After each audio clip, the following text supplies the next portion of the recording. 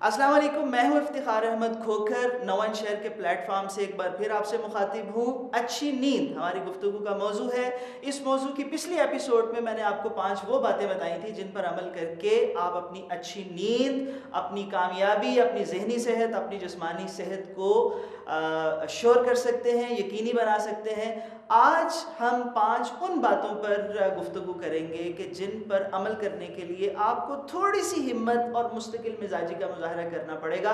उन पर अमल करना बिल्कुल मुश्किल नहीं है, बहुत आसान है, सिर्फ आपकी तवज्जो चाहिए। और इन पर अमल करके आप मुस्तकिल लॉन्ग टर्म ना सिर्फ अच्छी नींद को हासिल कर सकते हैं बल्कि अपनी जवानी, अपनी हुस्न को भी बहुत आगे तक लेके जा सकते हैं और अपनी कामयाबी को यकीनी बना सकते हैं। जी, तो अगली 5 बातों में से पहली बात, ये यूँ कह लीजिए कि छठी बात है एसोसिएशन। जो लोग साइकोलॉजी जानते हैं और इसकी इम्पोर्टेंस को भी समझते हैं, उनके लिए एसोसिएशन का लफ्ज़ कोई नया नहीं, लेकिन जो लोग साइकोलॉजी नहीं जानते, एसोसिएशन का मतलब है एक चीज़ का दूसरी चीज़ के साथ लिंक हो जाना, कनेक्ट हो जाना। अपने बिस्तर को सिर्फ सोने के साथ एसोसिएट कीजिए। और शादीशुदा अफराद के लिए बहरहाल कुछ और रियायत भी हो सकती है। अगर आप अपने बिस्तर को टेलीविज़न देखने के साथ, खाने पीने के साथ, या अपने अकाउंट्स को बैलेंस करने के साथ, या इस तरह की कुछ और एक्टिविटीज़ के साथ एसोसिएट कर लेंगे तो आपको बहुत जल्द सोने में काफ़ी प्रॉब्लम का सामना करना पड़ेगा। तो अपने बिस्तर को सिर्फ और सिर्फ नींद के साथ एसोसिएट कीजिए। बाकी काम किसी और जगह के लिए रखिए, किसी और कमरे में या अपने ही कमरे में कुर्सी पर बैठ के, टेबल पे बैठ के वो सारा कुछ काम कीजिए, अपने बिस्तर पर नहीं। बिस्तर सिर्फ और सिर्फ सोने के लिए होना चाहिए। जब आपका बिस्तर नींद के साथ एसोसिएट हो जाएगा तो आप जैसे ही अपने बिस्तर पर आकर लेटेंगे फौरन नींद में चले जाएंगे।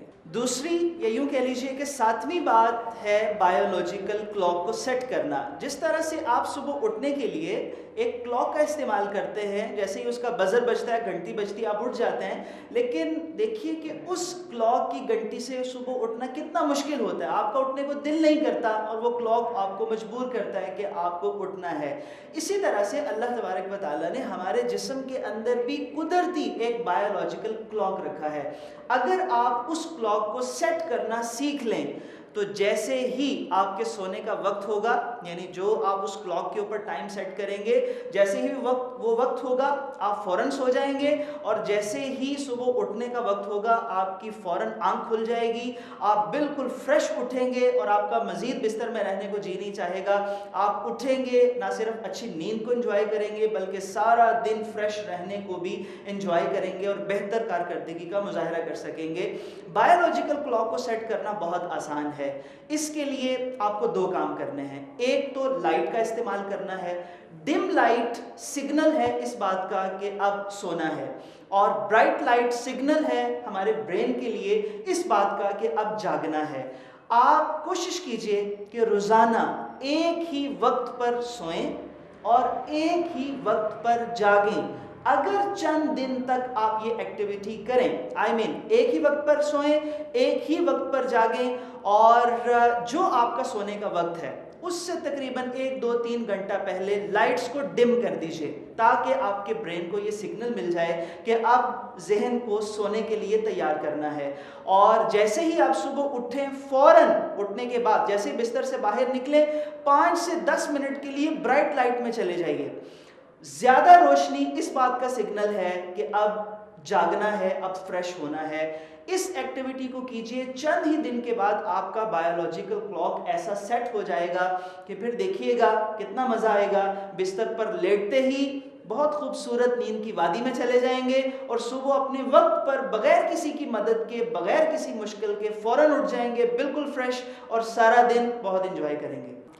8वीं बात है वर्जिश, एक्सरसाइज। जो लोग बाकायदगी से वर्जिश करने के आदी हैं उन्हें और बहुत से फ़ायदे तो हासिल होते ही हैं जिनका मैं इस एपिसोड में जिक्र नहीं करूंगा, लेकिन एक फ़ायदा बहुत बड़ा है और वो है अच्छी नींद। बाकायदगी से वर्जिश करने वालों की नींद बहुत अच्छी होती है, और अगर नींद अच्छी होती है तो बाकी बहुत सारी चीज़ें तो अच्छी होंगी ही। इस एपिसोड की चौथी बात और ओवरऑल इस टॉपिक की 9th इम्पॉर्टेंट थिंग, नवी बात है निकोटीन, अल्कोहल और कैफीन। सिगरेट छोड़ने की और बहुत सारी वजूहात भी हैं, लेकिन एक बहुत अहम वजह यह है कि निकोटीन हमें अच्छी नींद से महरूम करती है। तो मैं आपसे रिक्वेस्ट करूंगा कि अगर आपको अपनी नींद बहुत प्यारी है, आपको अपनी जहनी सेहत, अपनी जिस्मानी सेहत, अपनी जवानी, अपना हुस्न और अपनी ज़िंदगी की कामयाबी अगर बहुत अजीज़ है तो सिगरेट को छोड़ने की कोशिश कीजिए। इसी तरह से कैफ़ीन, हम जानते हैं कि चाय में, सॉफ्ट ड्रिंक्स में, कॉफ़ी में, चॉकलेट्स में और बहुत सी चीज़ों में कैफ़ीन होती है। कैफीन हमें अलर्ट करती है, हमें चुस्त बनाती है, हमें फ्रेश करती है, लेकिन बहुत ज़्यादा कैफीन लेना हमें अच्छी नींद से महरूम कर सकता है। इसलिए अगर आपको कैफिनेटेड कोई भी चीज़ पीनी है या खानी है, कोशिश कीजिए कि उसे शाम से पहले तक रखिए और अपने सोने से 3-4 घंटे पहले कभी भी कोई ऐसी चीज़ इस्तेमाल मत करें जिसमें कैफीन है। और अल्कोहल, जिसको उर्दू में अल्कोहल कहते हैं, लोगों का ये ख्याल है कि अल्कोहल पीने से नींद बहुत अच्छी आती है। ये बिल्कुल ऐसी ही गलतफहमी है जैसी गलतफहमी लोगों को स्लीपिंग पिल्स के बारे में है। नींद आवर गोलियां और अल्कोहल हमें थोड़ी सी देर के लिए सुलाते नहीं हैं, बेहोश कर देते हैं, और थोड़ी देर के बाद जब इनका असर कम हो जाता है तो हमारी नींद बहुत बुरी तरह से ख़राब हो जाती है। तो मेडिकल साइंस की तहकीक के मुताबिक अल्कोहल और स्लीपिंग पिल्स नींद लाती नहीं हैं, बल्कि हमसे नींद छीनती हैं।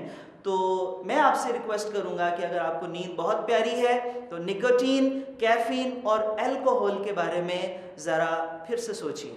10वीं बात जो अहमियत के एतबार से तो सबसे ज़्यादा अहम थी, लेकिन मैंने उसको आखिर पे इसलिए रखा ताकि आपसे कुछ ज़्यादा गुफ्तगू हो सके, और वो ये है कि सोने से पहले अपने जहन को बिल्कुल खाली करने की कोशिश करें। बहुत सी बातें ऐसी हैं, बहुत सी परेशानियां ऐसी होती हैं जो हमें सोने नहीं देती। जैसे मिसाल के तौर पर अपने हस्बैंड से, अपनी वाइफ से, घर में किसी फ़र्द के साथ, किसी दोस्त के साथ आपकी कुछ मिसअंडरस्टैंडिंग हो गई, वो परेशानी मुसलसल आपके जहन पर मुसल्लत रहती है। इसी तरह से कारोबारी परेशानियां हो सकती हैं, आपके प्लान्स हो सकते हैं, बहुत से ऐसे मामलात हो सकते हैं जो आपके जहन पर सवार हो जाते हैं और उनसे पीछा छुड़ाना बहुत मुश्किल हो जाता है। अगर ऐसी बात है तो आपके जहन के लिए शट डाउन होना बहुत मुश्किल हो जाएगा। आपका ब्रेन मुसलसल स्टिम्युलेटेड ही रहेगा, मुसलसल सोचता ही रहेगा और उसके लिए बंद होना बहुत मुश्किल हो जाएगा। तो कोशिश कीजिए कि सोने से पहले अपनी बीवी को, अपने शौहर को, अपने दोस्त को, उनके साथ गपशप करके अपने इन मामलात को निपटा लीजिए। और अगर बातें ऐसी हैं जिनका निपटाना मुश्किल है तो उन सारी बातों को आप लिख लीजिए। उन बातों को लिख लेने के बाद वो चीज़ आपके जहन से उतर कर आपके कागज़ पर आ जाएगी और आपके लिए सोना बहुत आसान हो जाएगा। और इस सिलसिले में मेडिटेशन एक्सरसाइजेस या नमाज के दौरान आप जो कुछ पढ़ रहे हैं, हम नमाज में जो अल्फाज भी पढ़ते हैं उनके ऊपर अगर आप कोशिश करें कि नमाज पढ़ते हुए आप जो पढ़ रहे हैं आपकी सारी तवज्जो उस पर रहे, ये भी एक तरह की मेडिटेशन एक्सरसाइज है। या और मुख्तलिफ किस्म की मेडिटेशन एक्सरसाइजेस के ज़रिए से भी आप इस प्रॉब्लम को सॉल्व कर सकते हैं और बाआसानी अपने जहन को फ्री करना सीख सकते हैं। तो ये थी वो कुल 10 बातें, 5 आसान बातें हमने पहली एपिसोड में डिस्कस की, और आज की एपिसोड में हमने 5 वो बातें डिस्कस की कि जिन पर अमल करना तो बहुत आसान है, सिर्फ आपकी थोड़ी सी हिम्मत और तवज्जो चाहिए। तो इन 10 बातों पर अमल करने से इंशाअल्लाह आपकी अच्छी नींद, बहुत अहम नींद आपको वापस मिल जाएगी और आप अच्छी जहनी सेहत, अच्छी जिस्मानी सेहत, ज़िंदगी में भरपूर कारकर्दगी और ज़िंदगी के हर मैदान में कामयाबी को इंशाअल्लाह इसके ज़रिए यकीनी बनाएंगे। और मुझे यकीन है कि इस तरह से आपकी प्यारी जवानी और आपका हुस्न भी बरकरार रहेगा। और अगर इन बातों पर अमल करने के बावजूद आपकी नींद आपको वापस नहीं मिलती तो फिर बेहतर है कि आपको किसी अच्छे से साइकोलॉजिस्ट से मशवरा करना चाहिए, आपको डॉक्टर से मिलना चाहिए। हो सकता है कि आप कोई ऐसी अद्वियात ले रहे हैं कि जिसके साइड इफ़ेक्ट के तौर पर आपकी नींद डिस्टर्ब है, और ये भी हो सकता है कि डॉक्टर को आपको कुछ मेडिसिन देने की ज़रूरत है, आपके मज़ीद कुछ टेस्ट करने की ज़रूरत है, यानी कोई और बीमारी है जो आपकी नींद को डिस्टर्ब कर रही है, उस बीमारी की तशख़ीस और इलाज की ज़रूरत है। Have a nice sleep, best of luck.